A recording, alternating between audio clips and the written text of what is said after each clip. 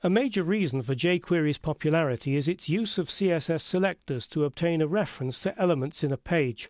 If you have a good command of CSS selectors, especially advanced CSS3 selectors, you're well on your way to becoming an expert user of jQuery.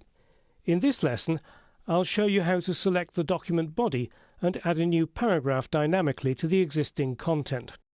I've already attached the jQuery core library to the page just before the closing body tag, so I now need to create another script block in which I'll put the jQuery document ready handler. So script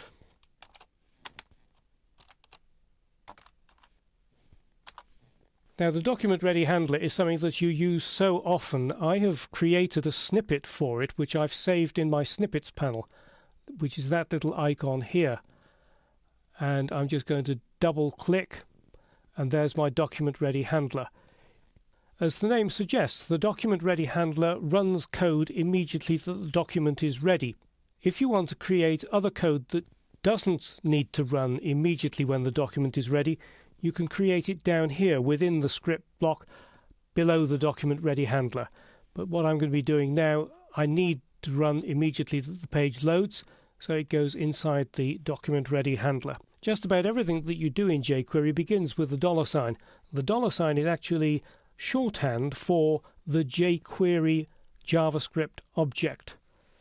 So after the $sign, open parenthesis, Dreamweaver brings up a couple of code hints. They're not relevant to what we want to do at the moment.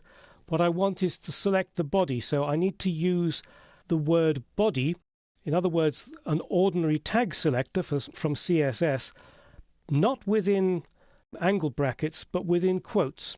It doesn't matter whether you use single or double quotes. I'm going to use single quotes.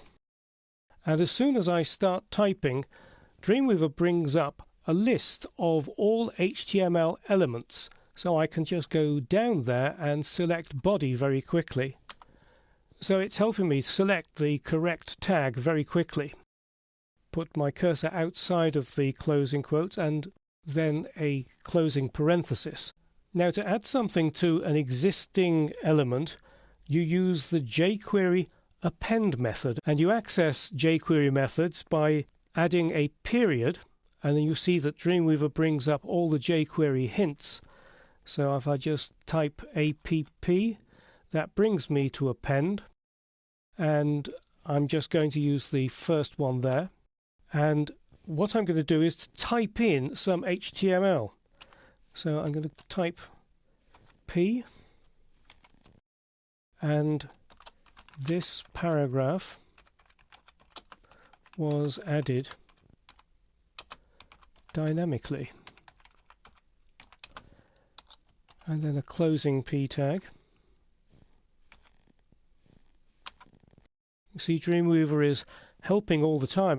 It knows that this jQuery method will accept HTML as its argument.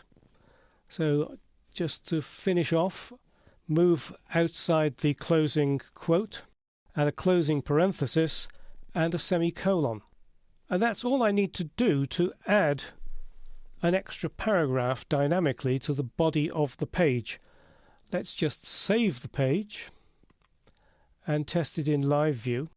And there you can see that the paragraph was added dynamically. And if you switch on live code, you'll see that I've got the jQuery function down here. And what has happened is that the HTML that I gave as the argument to the append method has been added into the document object model dynamically by jQuery. Now just for comparison, let me show you how you would do that same thing using standard JavaScript. You need to write all that code in JavaScript to do the same thing. Just show you. And the live code works in the same way. So that helps explain why jQuery is known as the write less, do more JavaScript library. So to recap, you access page elements by passing a CSS selector in quotes to the shorthand for the jQuery object. You can then apply jQuery methods to the element to manipulate the document object model and change the page content dynamically.